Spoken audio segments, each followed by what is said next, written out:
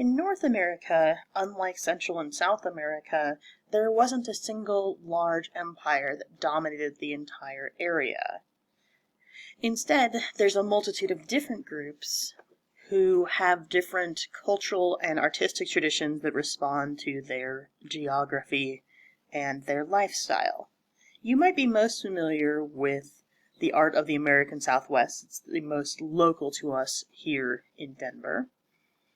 And one of the prominent types of art made by Southwestern artists are Katsina or Kachina figures. These are carved representations of the supernatural figures in their religious traditions, and we know the most about Kachina traditions in the Hopi and the Zuni tribes because they are the furthest from centers of Spanish settlement, and they are the least subject to these forced assimilations and these forced conversions to Catholicism that we see in other tribes. This particular example represents the Hemis Katsina of the Hopi tribe, and this is a deity that is associated with the first harvest of the summer. The stepped headdress and the colors and designs of the mask, as well as the costume, represent agricultural fertility and water, which are both important to successfully growing crops in the hot, arid region of the American Southwest. In contrast, in the Midwest of modern America, the tribes of the Great Plains lived a much more nomadic lifestyle.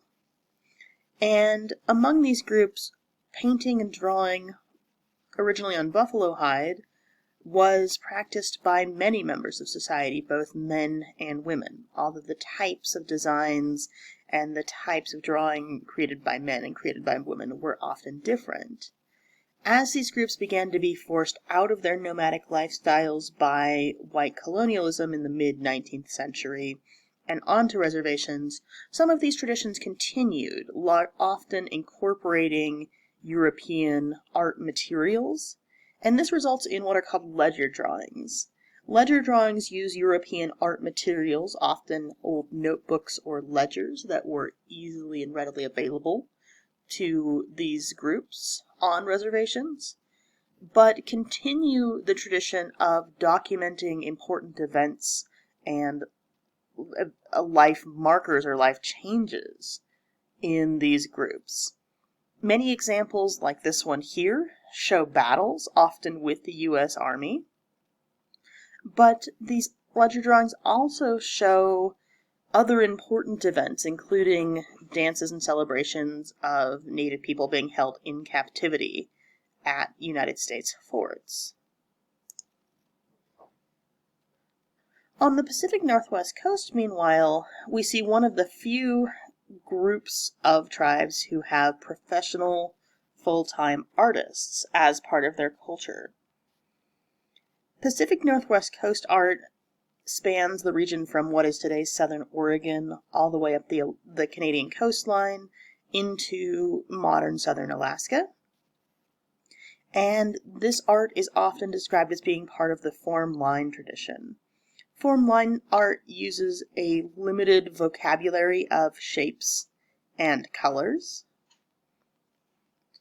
and is instantly recognizable to most of us, even if we aren't from that region or have never lived in that region. Masks like this one were used at potlatches, which were celebrations within the community, where you would feast and have dances and storytelling.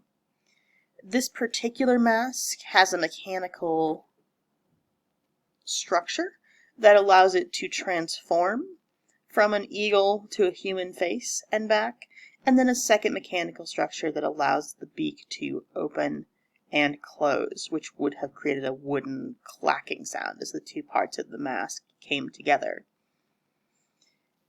Although the structure and the way the mask transforms is obvious to us in the picture, these masks were intended to be used in low light and in firelight, where the light is very flickering and inconsistent, and this transformation would have been much harder to see under those conditions.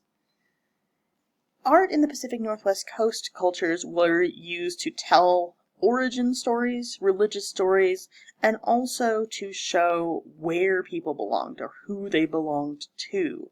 Probably the most famous kind of art to come out of this tradition is the totem pole, which gives a clan identity or a family identity to what are called longhouses or community houses, where large family groups would live all together.